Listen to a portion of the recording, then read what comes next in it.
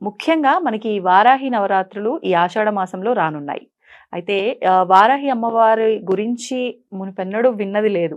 గత 2, 3 సంవత్సరాల నుంచే ఎక్కువగా వినిపిస్తోంది. మరి మధ్యలో మనం అమ్మవారి గురించి విన్నాము. వినటం కూడా ఈమె ఉగ్రరూపము అని చెప్పి, తర్వాత ఈమెని ఆరాధించకూడదు అందరూ అని చెప్పి, ఈ నవరాత్రులే గుప్త నవరాత్రులు అని చెప్పి మనం విన్నాము. మరి విన్నప్పటికీ మాకు పలానా కోరిక నెరవేరుతుందనో, ఎవరో చేస్తే వాళ్ళకు బాగా జరిగిందనో, ఒకరిని చూసి ఒకరు ఈ విధానం ఆచరించడం మొదలుపెట్టారు. అసలు ఎంతవరకు ఈ అమ్మవారిని ఆరాధించొచ్చంటారు సామాన్యులంతా కూడా?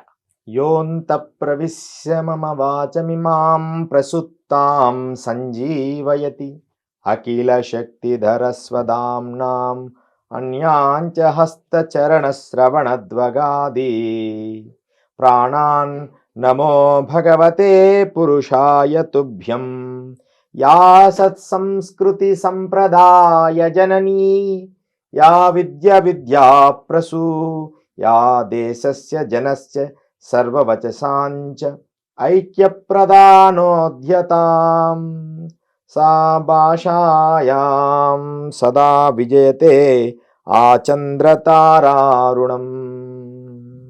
రత్నాకరాం ధౌతపదాం హిమాలయ కిరీటినిం బ్రహ్మరాజ ఋషి రత్నాఢ్యాం వందే భారత మాతరం.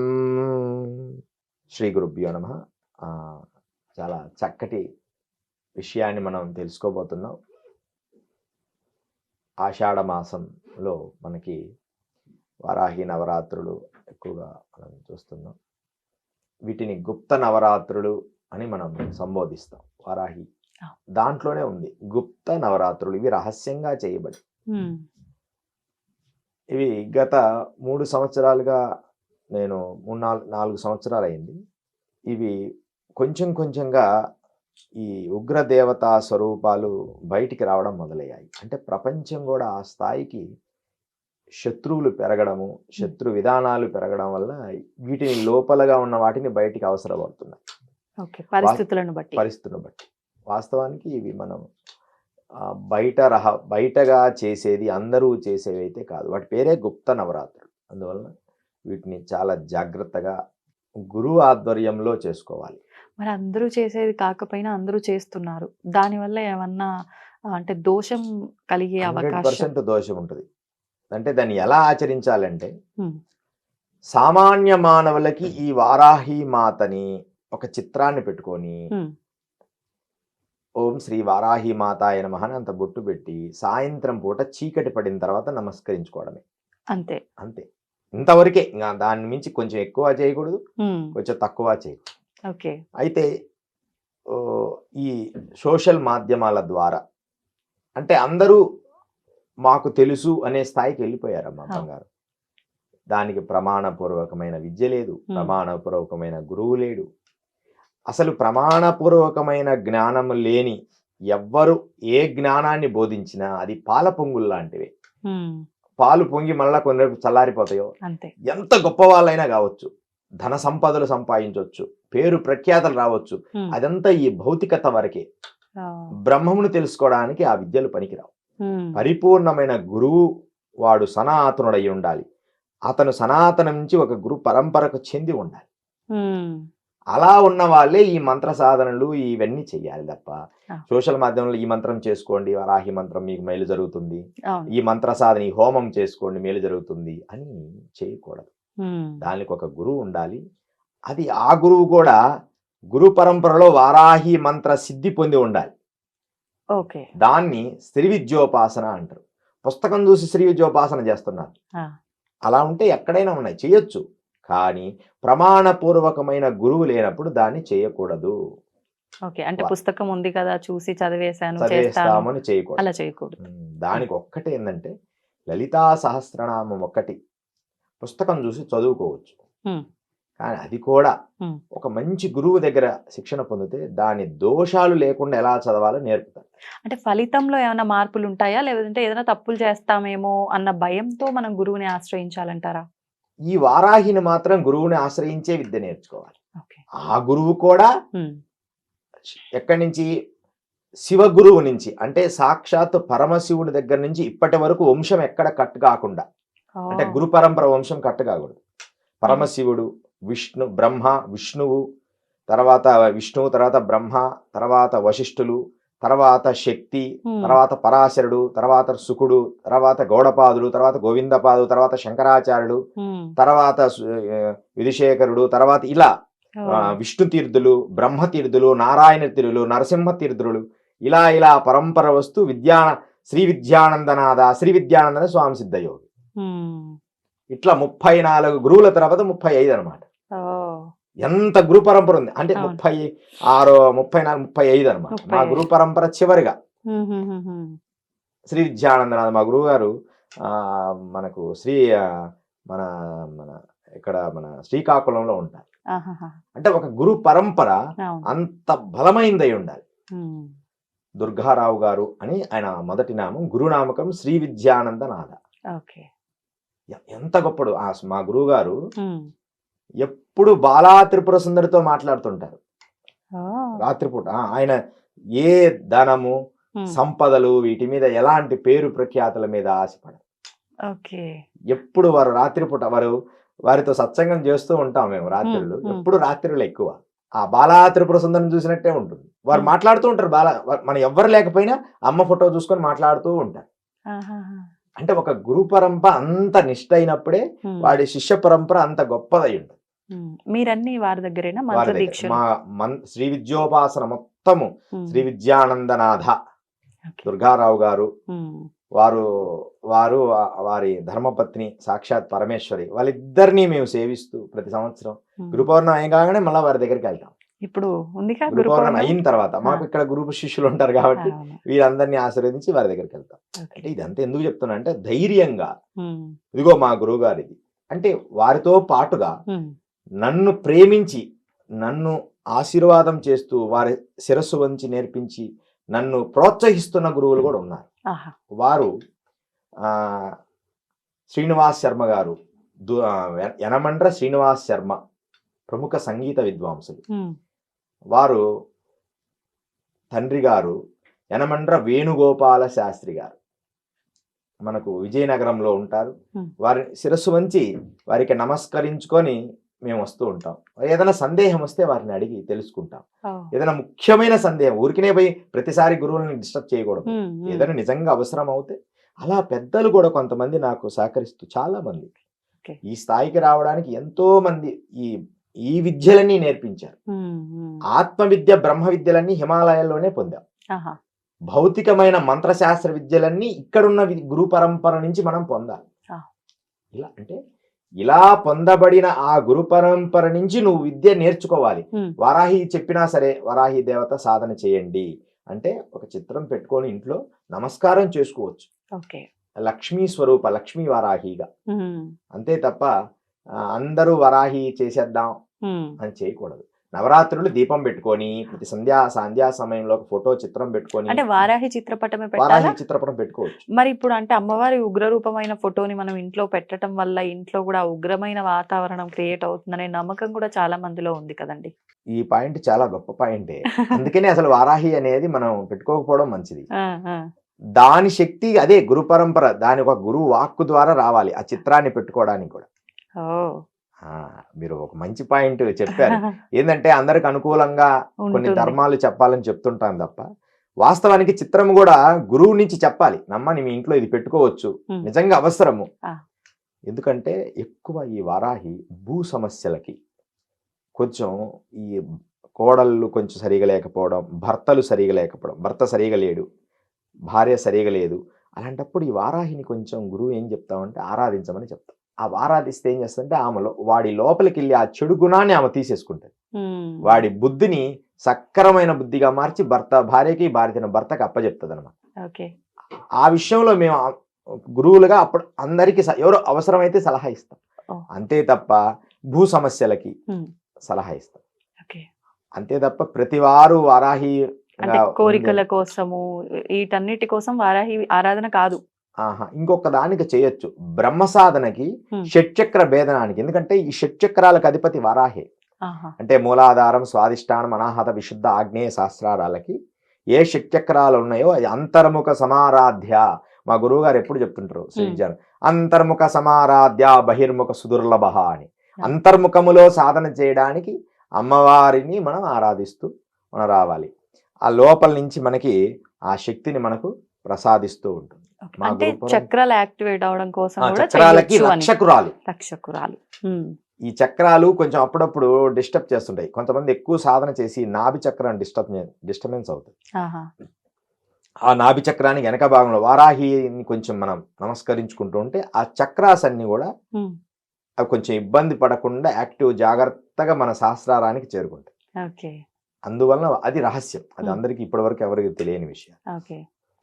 ఈ వారాహి అనేది మనం ప్రయోగాత్మకంగా కూడా చేసేవి ఉన్నాయి. అంటే ఏ రకంగా? ఏదైనా ఇప్పుడు ఒక వ్యక్తి చాలా భయానకంగా ఇబ్బంది పెడుతున్నారు అంటే గురువుల ద్వారా గురువులు చేస్తుంటారు, వాళ్ళని ఇబ్బంది పెట్టాలి. ఆ వ్యక్తి మనల్ని ఇబ్బంది పెట్టకుండా వాడిని స్తంభింప చేయడం. దానికి మనం ఏం చేస్తామంటే ఇప్పుడు మనం ఇదిగో ఈ మెడలో ఉంది చూసారా, ఇది వరాహి తంత్రం. తంత్ర ప్రయోగంలో ఒక ప్రక్రియ ఇది. అంటే ఇదిగో చూడండి, చూడండి కనపడుతుందా, చక్కగా బాగా దగ్గరగా చూడండి.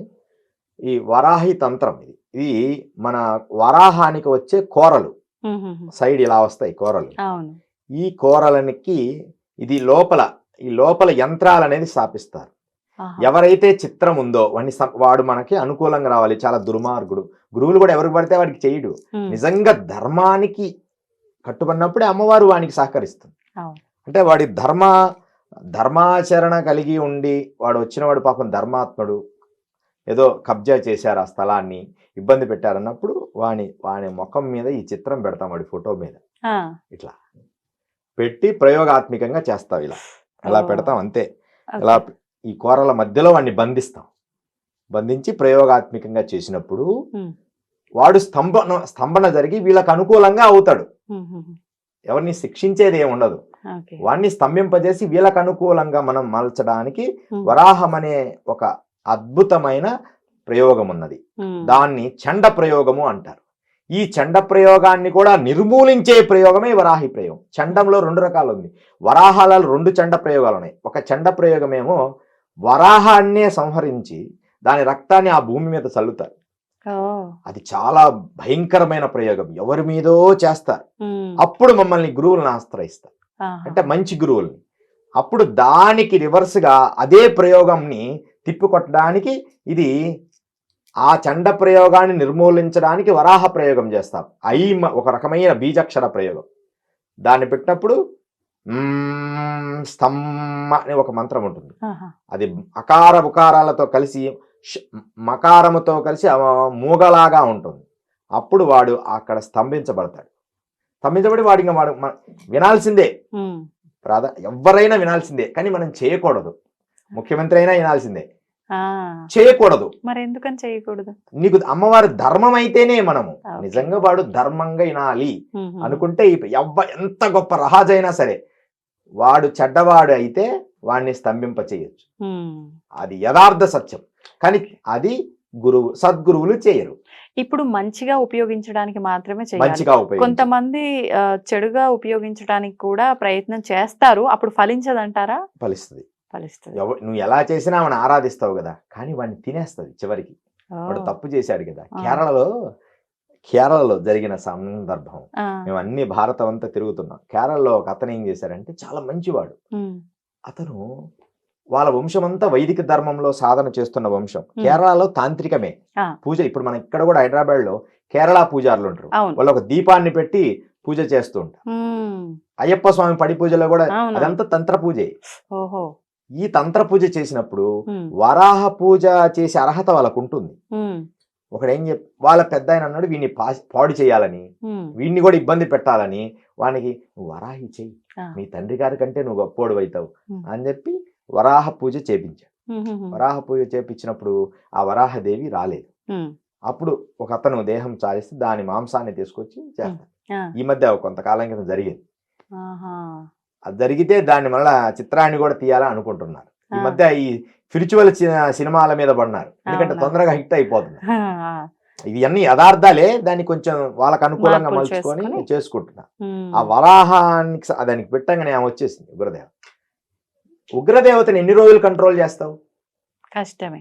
ఇప్పుడు మేము నిన్నమ్మా ఈ మధ్య మొన్న ఎన్నో తారీఖున 15, 16, 17 తారీఖుల్లో జూన్ లోనా? మొన్ననే జులైలో జూలై ఇంకా జూలై. 15 రాలేగా. జూన్ మొన్న 6వ తారీఖు 7, 8, 5, 6, 7వ తారీఖు చేశాం. 8వ తారీఖు 5, 6, 7వ తారీఖులో ఒక హోమం చేశాం. ఒక పెద్ద దీవిలో చుట్టూ జింకలు, నెమళ్ళు అలా ఉన్న దీవిలో చేశాం. ఏం చేశాము? వరాహి, కాళీ, మాతంగి, అది దగ్గర 4 వృక్షాల మూలాల నుంచి దాంట్లో హోమంలో వాడాం. 4 వృక్షాలు అంటే పెద్ద వట వృక్షాలు ఉంటాయి కదా, ఎండిపోయినవి. ఆ ఎండిపోయినవి ఏర్లతో సహా లేపి, ఎండిపోయినవే 4 వృక్షాలంటే ఎన్ని సమిదలు? అలాంటి వృక్షాలతో సహా పెద్ద హోమశాలలు కట్టి చేశాము. అద్భుతంగా జరిగింది. అలా దాన్ని చేసి ఆ ప్రయోగానికి అనుకూలంగా వాటిని శాంతింపచేసాం. బలులు ఇచ్చాం వాటికి. అంటే కుష్పాండ బలులే. కుష్పాండం అంటే బుడిద గుమ్మడికాయని తీసుకొని వాటికి బలులు ఇవ్వడం, హోమాలు చేయడం, రాత్రి పగలు హోమాలు చేయడం, కంటిన్యూగా హోమాలు చేసి. అంటే ఎందుకు? ఉద్దేశం శాంతించడానికి. ఓహో, ఉగ్రదేవత శాంతి కోసం. మామూలు వాళ్ళు వాడతారు, వాటికి సరైన ఆహారము సరైన తిండి పెట్టకపోతే వీరినే తినేస్తుంది. అందుకని సరళంగా ఏం చెప్తారంటే, ఇలాంటి ప్రాబ్లమ్స్ ఉన్న వాళ్ళకి ఒక ఫోటో పెడతాం అంతే. ఒక చిత్రాన్ని పెట్టి దానికి నమస్కారం చేసుకోవడమ్మా, మీ భర్త మీకు మాట, లేకపోతే మీ భార్య మీ మాట ఉంటుంది, లేకపోతే అంటే నిజంగా చెడు ఉంటే తప్ప. సద్గురువు ఎప్పుడు అంటే ధర్మగురువు బోధించేవాడు అనవసరంగా వాడు ఏదో ఇస్తాడని, ధనం ఇస్తాడని, సంపదలు ఇస్తాడని వాడి కోసం ప్రయోగం చెయ్యడు. మా గురువు గారి దగ్గరకు కూడా ఒకరెవరో వచ్చి, నాకు వరాహి చెప్పండి స్వామి, పురచ్చరణ చేసుకుంటాను వరాహి అంటే. మా గురువు గారు ఉన్నారు, గణపతి గురువు గారని, వాళ్ళ కుమారుడు మా శ్రీ విద్యానందనాథ గురువు గారి కుమారులు అనమాట. గణపతి గురువు గారు వారు సంగీత విద్య నేర్పిస్తుంటారు. వారిని ఈ అబ్బాయి వారిని పోయి అడిగారు, గురువారు మాకు ఇట్లా నేర్పించండి వరాహి అంటే. ఆ వారు ఆలోచించి నిజంగా అవసరం అనుకొని అన్ని రకాల చాలా ప్రేమలు అన్నాడు. ఏది అడిగితే అది సిద్ధంగా ఉంటారు. అడిగి చూశాడు, ఆలోచించి చేద్దాం వరాహి అని చెప్పి ఆయనకి ఇచ్చి వరాహి పునరుచ్చరణ చేస్తే ఆయన కష్టాల్లో నుంచి బయటకు వచ్చారు. మరి నాన్న ఇంట్లో అవుతుంది, ఇంత చెయ్యాలి, మరి దానికి ఇంత ఆహారం చెయ్యాలి అని చెప్పి దానికి అన్ని సమకూర్చుకున్నాడు. చేశారన్నమాట. మాకు గురువు ద్వారా శిష్యుల ద్వారా తెలిసిన విషయాలు ఇవి. అంటే ఈ ప్రయోగం చేయడానికి దానికి తగిన ఆహారము ఇవన్నీ సామాన్య మనుషులు పెట్టలేరు. మరి ద్రవ్యము చాలా అవుతుంది కదా, అది పెట్టుకోగలిగితే ఖచ్చితంగా దాని నివారణ ఖచ్చితంగా జరుగుతుంది. ఎటువంటి ద్రవ్యాలు ఉపయోగిస్తారు మామూలుగా ఈ హోమాలకి? ఒక్కొక్క హోమానికి ఒక్కొక్క డిఫరెంట్ ఉంటుంది. ఇప్పుడు వారాహి ఉంటే పేలాలు, తర్వాత రకరకాల ధాన్యాలు కొన్ని ఇట్లా వేస్తా ఉంటాం అన్నమాట. ధాన్యాలు, ఆ తర్వాత ద్రాక్ష పండ్ల రసము, లడ్లు అమ్మవారికి ఇష్టం అనమాట. మల్లెపూలు, ఒక్కొక్క పువ్వుని వేస్తా ఉంటాం. పురచ్చరణ హోమాలు ఇవి. పాలు, తర్వాత మద్యానికి సంబంధించిన కొన్ని పదార్థాలు. అంటే మద్యమే ఉపయోగించారా? మద్యం కూడా అంటే ఎక్కడో చూసాను, అందుకని మద్యం ఖచ్చితంగా వాడతాము. అయితే ఎన్ని రహస్యాలు అన్నమాట, సభాముఖంగా ఎన్ని చెప్పము. కానీ అది అవసరం అనుకుంటే దాన్ని ఎక్కువగా నేనే తయారు చేయడం ఎక్కువ ఇష్టపడతా. ఇంట్లో మన హోమానికి సరిపోయినంత. వీళ్ళు బయట ఎన్ని మనకు మంచిది కాదని మనము ఏదో మన ఇంట్లో దాంతోనే దాన్ని తయారు చేయొచ్చు. మనం ద్రాక్ష పండ్లన్నీ ఒక దాంట్లో వేసి కుళ్ళబెట్టి అవన్నీ చేసి అదొక క్రియ. ఎందుకంటే బయట విషయాల కంటే ఇది బెస్ట్ కదా. మనం చూడడానికి కూడా మంచిగా మన చేతులతో తయారు చేసింది అమ్మవారికి స్వచ్ఛంగా ఉంటుంది, సైడ్ ఎఫెక్ట్స్ రావు, ఆల్కహాల్ కంటెంట్ పిచ్చి పిచ్చిగా ఉండదు, స్పష్టంగా ఉంటుంది, అమ్మవారికి ఇష్టంగా ఉంటుంది. రెడ్ వైన్ అంటారు కదా. అయితే మేము వాటికంటే ఈ పండ్లే ద్రాక్ష పండ్లు ఇస్తాం. నల్ల ద్రాక్ష ఉంటుంది కదా, అవి మాత్రం మేము ఇస్తాం తప్ప వీటిని ఎక్కువగా అంత తొందరగా ఇయ్యవు ఈ పదార్థాలు. కానీ బగలాముఖి, ప్రత్యంగర కొన్ని వీటికి ఖచ్చితంగా ఇయ్యాలి. అప్పుడు ఇక తప్పదు. ఇప్పుడు నేనేం చేశానంటే నా శిష్యుల్లో దానికి సంబంధించిన శిష్యుల్ని తయారు చేశాను. సపరేట్ గా. ఇప్పుడు నేను అది చేయకూడదు, కానీ నా శిష్యుడిని ఆ ట్రైనింగ్ ఇప్పించినప్పుడు వాడు చేస్తాడు కదా, వాడికి ఇష్టం ఉంది, ఓకే. అప్పుడు వాడితో ఆ హోమం చేసి నేను కర్తగా గురువుగా కూర్చుంటా. మ్మ్. చేసేదంతా వాడు, ఓకే. ఆ మద్యము అవన్నీ మనం చేయకూడదు కాబట్టి. చేయకూడదు కాబట్టి ఇప్పుడు వరాహి ఉంది, వాడు చేస్తాడు, నేను మౌనంగా కూర్చొని నాన్న నువ్వేరా హోమం, నాన్న నువ్వు చేయరా గైడ్ ద్రవ్యం చేస్తారు. అని నేను ఆ మౌనం కూర్చొని జపం చేస్తూ కూర్చుంటా. వాళ్ళు చేసేస్తారు, ఆ పని అది నిర్విఘ్నంగా అవుతుంది. అందుకని వరాహి అనేది మొత్తం అమ్మ ఎన్ని వారదని వార్తాళి.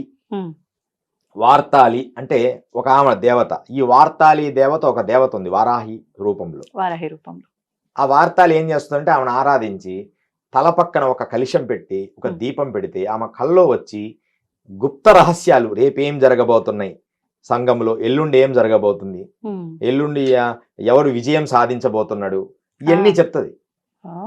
ఏ దాని మీద అంటే అవన్నీ మనం చేయకూడదు, దేని మీద అలా పెడితే దానికి లక్షలు కలిసి వస్తాయి.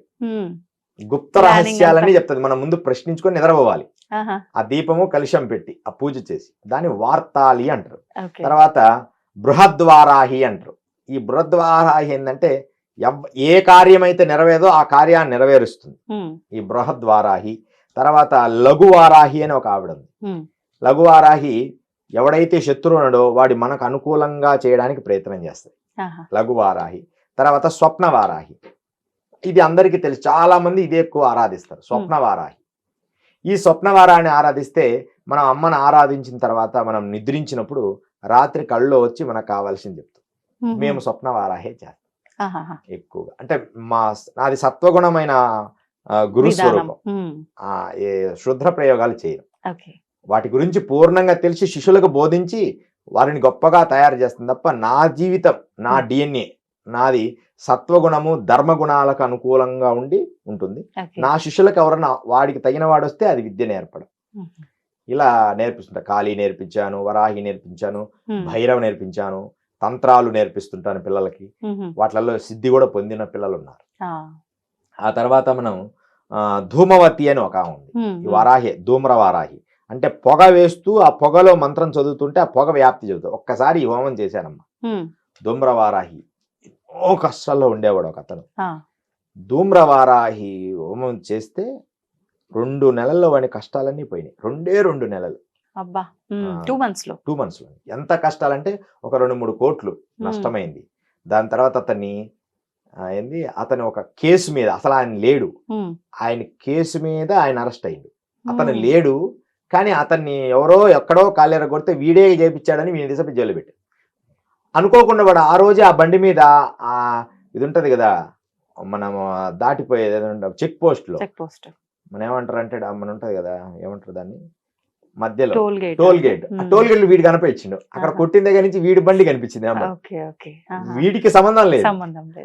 వాడిని మాకు గురుదేవా పరిస్థితి చాలా దారుణం అయిపోయింది, అసలు నాకు ఏం సంబంధం లేదు, నేను చేపీలేదు, ఈ నష్టం అంటే శని మహర్దశ తీవ్రంగా ఉంది. అప్పుడు ఇక ఏం చేయాలి, శత్రువులు ఆపాలి, ధనం రాబట్టాలి. అప్పుడు ధూమ్రవారాహి చేశాం. మామూలుగా ధూమ్రవారాహి చేయరు, ఎందుకో నాకు స్ట్రైక్ అయింది ధూమ్రవారాహి అయితే కరెక్ట్ అని. అంటే ఆ సిమ్టమ్స్ అలా ఎలా వచ్చిందో చెప్తా, అది కూడా భలే విచిత్రం. ధూమ్రవారాహిని అనుకొని వరే నీకేదో ఒక హెల్ప్ చేస్తారా నేనని చెప్పాను. వాడు ఒక కారు తీసుకొచ్చాడు. వాడు కారు తీసుకొస్తే డ్రైవర్గా వాడు కూర్చున్నాడు. నేను నీకేదో ఒక రకమైన హెల్ప్ చేస్తానా, నాకు చేతనైన హెల్ప్ చేస్తానన్నా. కారు ఎక్కింగ్ని ఆ కారు ఎక్కి వరాహి మంత్ర ప్రయోగం, వరాహ మంత్రం చేస్తాను అనగానే ఆ కారులో మొత్తం పొగ వచ్చింది, ఏదో ఆగిపోయి.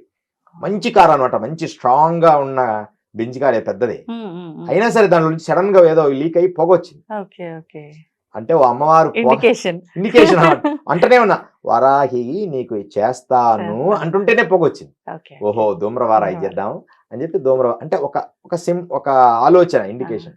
వెంబడే ధూమ్రవారాహి చేస్తే వాడి కష్టాలన్నీ, ధూపం పోయింది, ఎక్కడెక్కడ పోయింది, వాడి ప్రూవ్ అయింది, వాడు బయటకు వచ్చేసిండు, ఆ కష్టాలన్నీ పోయినాయి.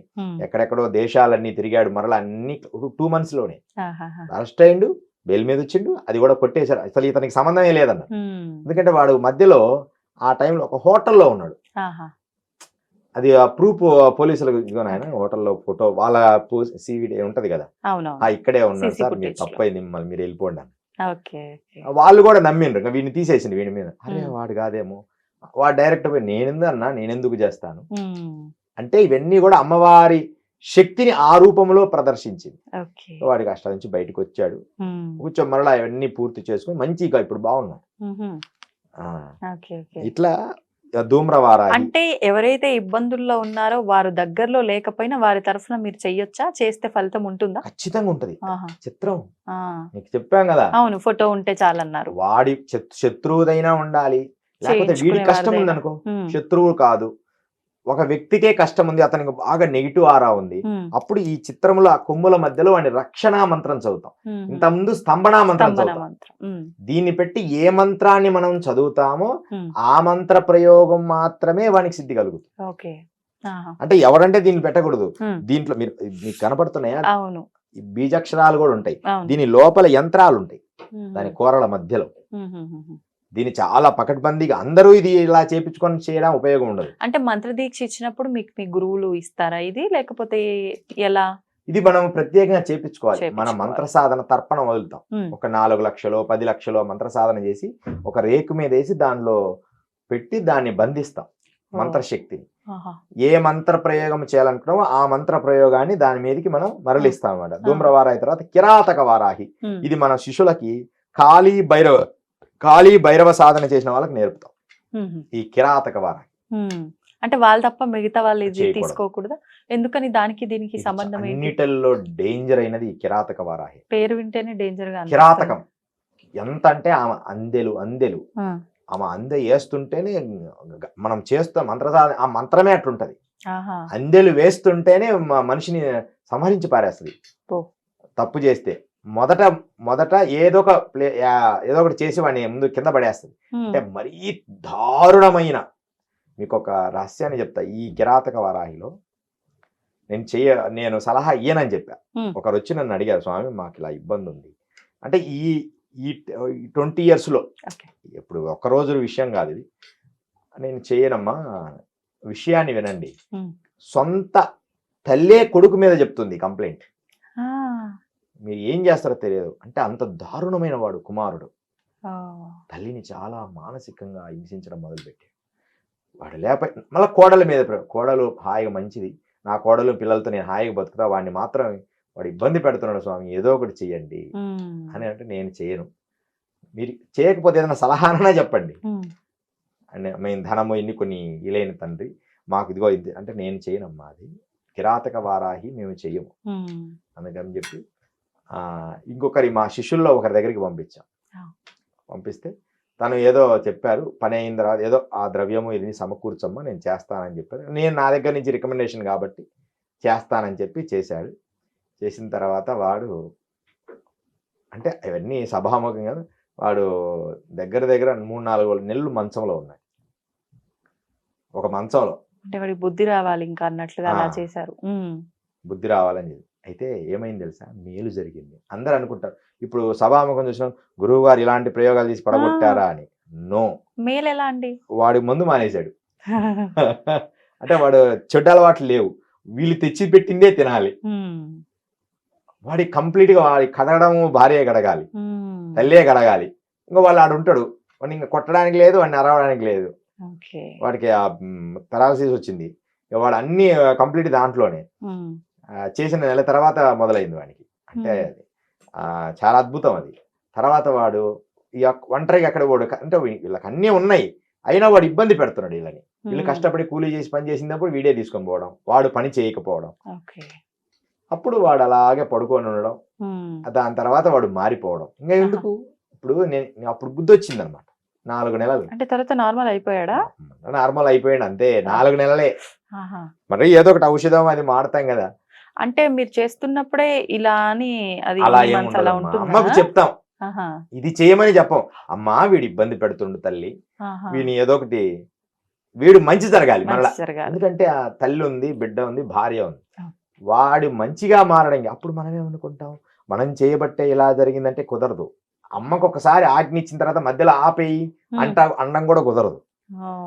ఒక్కసారి పూర్తయి హోమంలో అది పడిపోతే ఆ ద్రవ్యము దానికి సంబంధించి ఆమె ఏమి డిజైన్ చేస్తుందో అది చేసే తీరుతుంది. దానికి మనం ధైర్యంగా ఉండాలి, మనకు నెగిటివ్ చేయదు. అలా అనిపిస్తుంది. మరి కిరాతకం కదా, మనకు చూడడానికి కిరాతకంగా అనిపిస్తుంది. 4 నెలలు అన్ని మంచంలోనే. అంటే ఇంక వాడి నరకం చూశాడనమాట. అంతే, చూసేసి ఇంకొద్దు ఇలాంటి లైఫ్. ఇంకా డాక్టర్లు చెప్పింటారు నువ్వు ఉండవు, తాగకూడదు, ఎన్ని భయపెడతారు కదా. వాడు అన్ని మానేసి చక్కగా ఇంట్లో పెడితే కూర్చొని తిని ఏదో అంగడి పెట్టుకొని సైలెంట్గా ఉండడము, ఇక దాని జోలి పోకుండడము, మాంసాహారం మానేయమని చెప్పారు, దాన్ని మానేశాడు. ఎందుకంటే దీనికి సంబంధించి మంచిది కాదని చెప్పారు. ఇంకా వాళ్ళకి ఇబ్బంది పెట్టకుండా మారడం అంటే వాళ్ళని ఇబ్బంది పెట్టడంలా ఇప్పుడు. ఎందుకంటే నేను పడిపోతే చేసి ఇన్ని నెలలు వాళ్ళే కదా, అదే కదా అని అందరూ చెప్పడం, రే చూసావరా నీ భార్య ఎంత మంచిదో అని. అట్లా జ్ఞానోదయం అవుతుంది అంత పీక్స్ కి వెళ్ళిపోయిన తర్వాత. అలాంటి కొన్ని ఉంటాయి ఈ కిరాతక వారాహి అనేవి. అయితే వాస్తవానికమ్మా చాలా మంది వరాహి అంటే విష్ణు భార్య అనుకుంటారు. విష్ణు భార్య కాదు. చాలా మంది వరాహ అవతారంలో వస్తే ఆమె ఆయన భార్య ఏమో ఆ రూపంలో ఉంది. కాదు, ఇది ఉన్మత్త భైరవుడి భార్య. అష్టభైరవులలో ఒక భార్య శక్తి.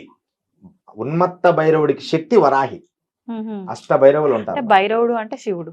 శివుడు అంటే శివుడి నుంచి వచ్చిన ఒక శక్తి భైరవుడు. మొత్తం అష్టభైరవులు ఉంటారు. ఈ అష్టభైరవుల్లో ఉన్మత్త భైరవుడి నుంచి వచ్చిందే ఈ వరాహి తల్లి. ఉన్మత్త భైరవ సాధన, వరాహి సాధన రెండు కలిపి చేస్తుంటాం హోమంలో. ఇలా మనం ఈ వరాహి అనేది అష్టభైరవులు, అష్టమాతృకలు అమ్మవార్లు, అష్టభైరవులు, భైరవులు వీళ్ళని కలిపితే మనము వీళ్ళంతు. అయితే ఈ వరాహి అనే విధానం ఏంటంటే ఉత్తరముఖంగా ఉత్తర సాధనలో ఉంటుంది. ఈమె వారాహి అనేది పంచమ స్వరూపం, అంటే 5వ ఆవిడ. ఈ అష్టభైరవుల్లో 5వ అతని శక్తి. అందుకని ఆమె పంచనయి దేవత, పంచదేవత అంటారు. అంటే 5. అందుకని 5 లడ్లు పెట్టడం. పంచమి రోజు పూజ చేస్తే మంచిది వరాహికి అంట. అవునవును. పంచమి 9 రోజులు చేయకుండా పంచమి రోజు చేయాలి. పంచమి రోజు ఖచ్చితంగా 5 లడ్లు పెట్టి చేయండి అని చెప్తూ ఉంటారు. ఇట్లా మనం వరాహి గురించి, మనం కాశీలో ఉంది వరాహి అవతారం. కొన్ని స్థలాల్లో ఇప్పుడు అంతటా ప్రతిష్ఠ చేస్తున్నారు వరాహి ఆగ్రహాలు. వాస్తవానికి ఇది రహస్య దేవత. వరాహి, మాతంగి, కాళి ఇవన్నీ కూడా మనిషికి కనిపించేటట్టు చేసేవి కాదు. కానీ ఏదో సాధించాలని ఈ సోషల్ మీడియాస్లో మనం ఇదే మాధ్యమాల ద్వారానే ఒక రకంగా మంచి ఉంది, ఏడు ఉంది, అది ప్రదర్శించేటట్టు పూజలు చేసి చూపించి ఈ భక్తులందరినీ ఆకట్టుకోవడానికనో ఇలా చేస్తున్నారు. కానీ ఇవి చేయకుండా మిగతా పూజలు ఏమైనా, ఇప్పుడు లలిత ఉంది, చండీ హోమాలు ఉన్నాయి, చక్కగా ఇవన్నీ చూపించండి. లలితాదేవి ఆరాధన చేయండి, శ్రీచక్ర నవారణ పూజలు చేసి అందరికి దర్శనం చేపించండి. ఇవి చేయొచ్చు కదా. ఉగ్రదేవతలను చూపిస్తే అందరూ ఇది చేస్తే బాగుంటుందేమో అని వాళ్ళు ఇంకోటి మంత్రంతో సహా చెప్తున్నారు. దాంట్లో ఈ మంత్రం చేయండి, వరాహి నవరాత్రులు వస్తున్నాయి, అలా చేయకూడదు. ఏదో ఒక బ్రాహ్మణ్ని ఆశ్రయించి నిజంగా కష్టం ఉంటే చేయాలి. కష్టం లేని వాళ్ళందరూ మళ్ళీ వరాహి చేయకూడదు. కష్టం లేదనే ధ్యాస ఎవరికన్నా ఉంటుందా? అందరూ కష్టంలో ఉన్నామని. ఏం కష్టాలు? వరాహికి తగిన మంత్రమే చేయాలి. కష్టాలు ఇప్పుడు లలిత చేసుకుంటే సరిపోద్ది. వరాహి ఎప్పుడు ఎలాంటిదంటే ఇంకా జడ్జిమెంట్ లాంటిది, ఫైనల్. వరాహి, కాళి, భైరవ. ఈ భైరవ చాలా పవర్.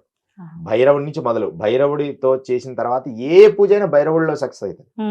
వరాహి చేస్తే ఏ పూజలైనా వరాహి సక్సెస్ అవుతుంది. కాళీ చేస్తే ఏ దానికైనా కాళీ చేయొచ్చు. తర్వాత మాతంగి చేసినా సక్సెస్ అయింది. బగలాముఖి చేసినా సక్సెస్ అయింది.